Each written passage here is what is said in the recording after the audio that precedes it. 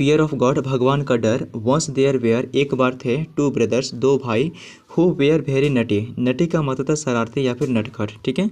सो एक बार दो भाई थे जो बहुत शरारती थे। ऑलवेज दे वेयर हमेशा वे थे अप टू सम मिसचिफ, ठीक है। सम मिसचिफ का मतलब है कुछ न कुछ शरारती कार्य वे हमेशा करते थे, ठीक है।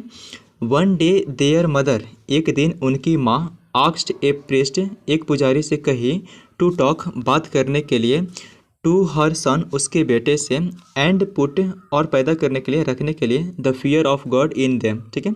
इन देम उनमें द फियर ऑफ गॉड भगवान का डर। आ रही समझ में? यानी कि एक दिन उनकी माँ जो है आक्स्ड ए प्रीस्ट एक पुजारी से कही टू टॉक टू हर सन उसके बेटे से बात करने के लिए and put the fear of God और भगवान का डर पैदा करने के लिए इन देम उनमें, ठीक है।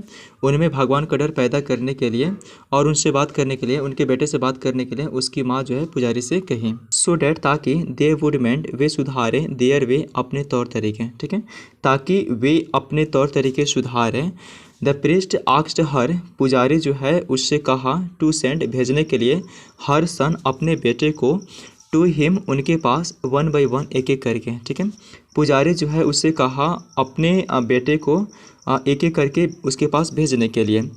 फर्स्टली सबसे पहले द यंगर ब्रदर सबसे छोटा भाई वेंट मतलब गया टू द प्रीस्ट पुजारी के पास, ठीक है। यानी कि सबसे पहले छोटा भाई जो है वेंट टू द प्रीस्ट पुजारी के पास गया एंड सेट और बैठ गया बाय हिज साइड उसके बगल में, ठीक है। यानी कि सबसे पहले छोटा भाई जो है पुजारी के पास गया and set by his side और उसके बगल में बैठ गया। द प्रीस्ट आस्क्ड हिम पुजारी जो है आस्क्ड हिम उससे पूछा यानी कि छोटा लड़के से पूछा इन ए कमांडिंग वॉइस आदेश आवाज़ में, ठीक है। आदेशात्मक आवाज़ में पुजारी जो है उससे पूछा वेयर इज गॉड भगवान कहाँ है। The boy did not react. React का मतलब है प्रतिक्रिया, ठीक है। सो लड़का जो है डिड नॉट रिएक्ट प्रतिक्रिया नहीं दी। वेन द प्रीस्ट जब पुजारी आस्क्ड अगेन फिर से पूछा, ठीक है। जब पुजारी फिर से पूछा द बॉय रैन लड़का दौड़ गया टू हिज एल्डर ब्रदर्स अपने बड़े भाई के पास, ठीक है।